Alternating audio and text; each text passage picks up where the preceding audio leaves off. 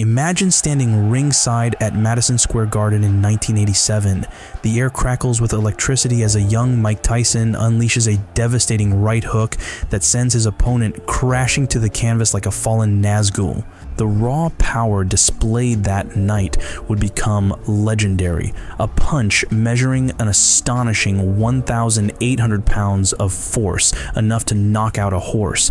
But this isn't even our peak. In 2017, UFC heavyweight Francis Ngannou shattered records with a punch registering 129,000 units on the power cube, equivalent to getting hit by a Ford Escort at full speed. That's the kind of force that would make even All Might from My Hero Academia raise an eyebrow. The human fist, this remarkable weapon that we've evolved over millions of years, continues to break barriers we once thought impossible. And yet, as we witness these superhuman displays of power, a fascinating question emerges. Just how hard can a human theoretically punch? What are the absolute limits of our striking power? 3 million years before the first boxing ring was built, our ancestors were already throwing punches. Fascinating fossil evidence shows that Australopithecus had reinforced facial bones, not unlike modern boxers, suggesting that face punching played a crucial role in male competition. But the real game changer came around 2 million years ago with the emergence of Homo habilis and their revolutionary anatomical upgrade, the ability to form a tight fist. This wasn't just a random mutation. Our unique hand structure, with its shorter palms and perfectly aligned knuckles, created what scientists call force multiplication. Think of it like forging the One Ring, but instead of concentrating dark power, our evolution concentrated striking force. Studies show that a clenched fist can deliver 55% more force while protecting those precious finger bones, giving our ancestors a significant advantage in both survival and mate selection. Fast forward to the early 1900s, and we see this evolutionary gift being refined into an art form. Jack Dempsey's ghosting punch could knock out opponents so fast that early film cameras struggled to capture the movement. By the 1960s, Muhammad Ali was demonstrating that speed could be just as devastating as raw power, his rapid-fire combinations landing at a blistering 200 milliseconds per punch, faster than the blink of an eye. The progression of punching power has been exponential. In the 1950s, the average professional heavyweight's punch generated around 600 pounds of force. By the 1970s, it had doubled. Today's elite fighters can generate upwards of 2,000 pounds of force, a tenfold increase compared to untrained individuals who average around 150 to 250 pounds of force. It's like comparing a gentle spring breeze to a Category 5 hurricane. Let's break down what actually happens in the quarter second it takes to throw a punch. And believe me, it's more complex than mastering all 8 gates in Naruto. Your body transforms into a living, breathing physics equation that would make Newton proud. It all starts from the ground up, like a power station generating electricity. Your legs, containing the largest muscles in your body, initiate a kinetic chain. The force begins in your calves and thighs, transferring through your hips like a biological transmission system.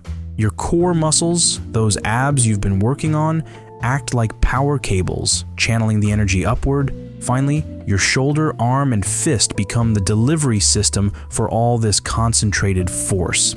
Here's where the numbers get wild. When an elite boxer throws a punch, they're not just moving their arm. They're coordinating 120 muscles to work in perfect harmony.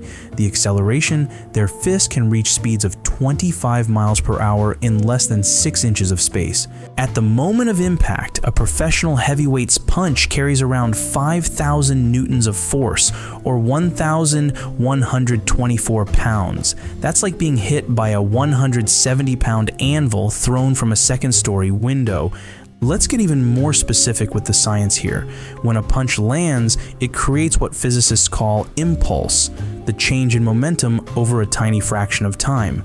Elite boxers can generate an impulse of 200 Newton seconds in just 0.03 seconds of contact time. But here's where it gets wild. They achieve this by optimizing something called the double peak force pattern. The first force peak comes from initial impact, and the second, larger peak comes from what scientists call follow-through momentum. It's like charging up a spirit bomb in Dragon Ball Z. The real damage comes from that second energy surge. Studies using electromyography sensors show that elite fighters' punches activate muscles in this precise sequence. Leg muscles fire at 370 milliseconds before impact, generating 38.46% of total force. Hip rotation initiates at 300 milliseconds, contributing 37.42%. Trunk muscles engage at 220 milliseconds, adding 15.89%. Arm muscles activate at 120 milliseconds, 8.23%. This is why you can't just have strong arms. There are a lot of videos where a small skinny guy who is an amateur in boxing knocking out a huge bodybuilder guys who can't coordinate their body to punch. It's all about that full body coordination. It's like a symphony orchestra. If one instrument plays at the wrong time, the whole performance suffers. Welcome to the era where punching power isn't just measured by knockouts, but by sophisticated technology that would make Tony Stark jealous. The Power Cube, a high-tech punching analyzer used by UFC, has revolutionized how we quantify striking force. But before we dive into today's records, let's break down what these numbers actually mean. When Francis Ngannou hit the Power Cube with 129,161 units in 2017, it wasn't just a number. It was a revolution in our understanding of human striking potential. To put this in perspective, that's equivalent to getting hit by a Ford Escort going at maximum speed, or being kicked by a fully grown male horse. The average adult male generates about 150 to 250 units on the same scale, meaning Francis's punch was roughly 500 times more powerful than an untrained person's. But it's not just about raw power. Modern measurements have revealed fascinating patterns in elite fighters' striking mechanics. Boxing legend Manny Pacquiao, weighing just 145 pounds, can generate over 800 pounds of force in his left hook, more than 5.5 times his body weight. Meanwhile, former heavyweight boxing champion Deontay Wilder's right cross has been measured at an astronomical 1,600 pounds of force, enough to crush a watermelon like it was made of paper. The numbers get even more interesting when we look at professional fighters' hand speed. Modern high-speed cameras have captured punches traveling at speeds up to 32 miles per hour, with the fastest jabs clocking in at just 40 milliseconds from start to impact. Well, that's faster than a Cobra Strike. At these speeds, the human eye can't even track the movement, which is why so many knockouts seem to come from nowhere. So, what's stopping us from punching even harder? Let's talk about hysterical strength, those incredible moments when normal people perform superhuman feats under extreme stress. We've documented cases of mothers lifting cars to save their children, as we have talked in the video How Heavy Humans Can Theoretically Lift. Ordinary woman Angela Cavallo, with no sports background, lifted a one side of 3,500-pound Chevy Impala, rescuing her trapped son. While the world deadlift record is 1,104 pounds by Hafthor Bjornsson, aka The Mountain, But what about fighting? There are documented cases of untrained individuals delivering punches with extraordinary force during life or death situations. One notable case in 2016 involved a Tennessee man who knocked out an armed attacker with a single punch that fractured the attacker's skull, a feat requiring over 2,000 pounds of force. The numbers behind this phenomenon are staggering.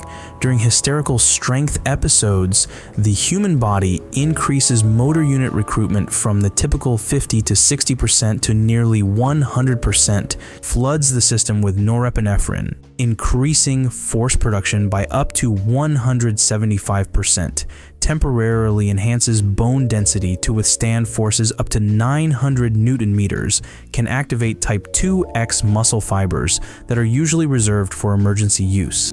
A 2021 study in the Journal of Applied Physiology found that under extreme stress, the average person can temporarily access up to 44% more strength than their tested maximum. The secret lies in our brain's limiting mechanisms. Your nervous system typically restricts your muscle power to about 65% of its true maximum to prevent injury. There is a contemporary theory in MMA where, for example, during his prime, Chuck Liddell's strong chin was as his defense. He couldn't get knocked out no matter how hard he got hit. That's not good for the brain and the body. So when he got punched in the chin so much that it's getting dangerous, Chuck Liddell started to lose brutally by getting knocked out. As soon as he got hit to his chin even lightly, his brain switched his body off, preventing him injuring himself getting hit again. But during moments of extreme stress, these neural inhibitors can be temporarily bypassed, allowing access to nearly 100% of our muscle power. But there's a catch. Our bodies aren't built to handle this kind of force regularly. The human hand contains 27 bones, and at maximum theoretical output, we risk shattering them like glass. Our tendons and ligaments, which have a tensile strength of around 50 to 150 megapascals, would be pushed to their absolute limits. Scientists estimate that the theoretical maximum force a human could generate in a punch before the body starts breaking down is around 6,000 pounds of force, or roughly the impact of a 1-ton wrecking ball swinging at 20 miles per hour. But what if we could transcend these biological limitations? We're standing on the precipice of a revolution in human enhancement that would make the super soldier serum look primitive. Genetic engineering, particularly CRISPR technology, has already created mice with twice the normal muscle mass by suppressing myostatin, the protein that limits muscle growth. Now imagine, what if that applied to human fighters? Scientists are also developing synthetic tendons that are 5 times stronger than natural ones, and carbon fiber bone reinforcements that could theoretically allow our skeletal structure to withstand forces that would shatter normal bones. We're not talking about becoming cyborgs like Genos from One Punch Man. This is about pushing the boundaries of what's biologically possible. Recent advances in biomechanical engineering have revealed some mind-blowing possibilities. Carbon nanotube reinforced tendons could theoretically withstand forces up to 280 megapascals. Regular human tendons can handle about as much force as a thick rubber band before snapping. But carbon nanotube reinforced tendons, they'd be like replacing that rubber band with a steel cable. We're talking about tendons that could withstand the force of a fully loaded semi-truck hanging from them. To put that 280 megapascals in perspective, that's stronger than the cables they use to hold up suspension bridges. Imagine having the equivalent of Golden Gate Bridge cables running through your arms. That's the kind of upgrade we're talking about. CRISPR modified muscle fiber density could increase from the current maximum of 293 fibers per millimeter squared to potentially 400 plus per millimeter squared. Think about the difference between regular paper and military-grade Kevlar. Regular paper has loose fibers that easily tear, while Kevlar is packed with super dense fibers that can stop bullets. That's similar to what we're talking about with CRISPR-modified muscles. Current human muscles are like a handful of strings bundled together, but these modified muscles would be like cramming 35% more strings into the same space. Imagine upgrading from a regular USB cable to those super tough braided ones that never break, except this is your actual muscle. Well, right now, test this out yourself. Watch this video on 240p and switch to 1080p. That's the upgrade we are talking about, but for your muscles. The theoretical maximum punching force could potentially double or triple with these advancements.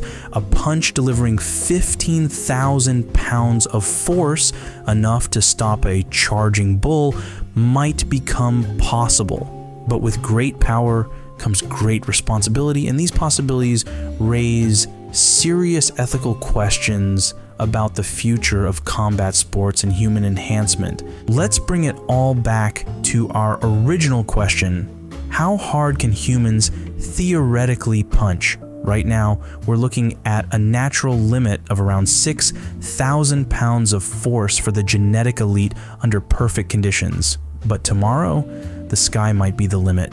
As we continue to push the boundaries of human potential, one thing becomes clear. We haven't yet seen what the human fist is truly capable of.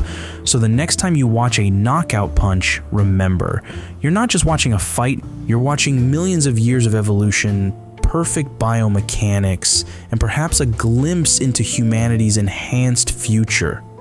Well, thanks for watching. This episode was brought to you with the help of these amazing Patreon supporters.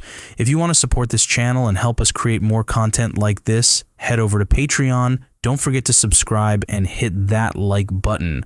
More fascinating videos are coming up, and trust me, you won't want to miss them.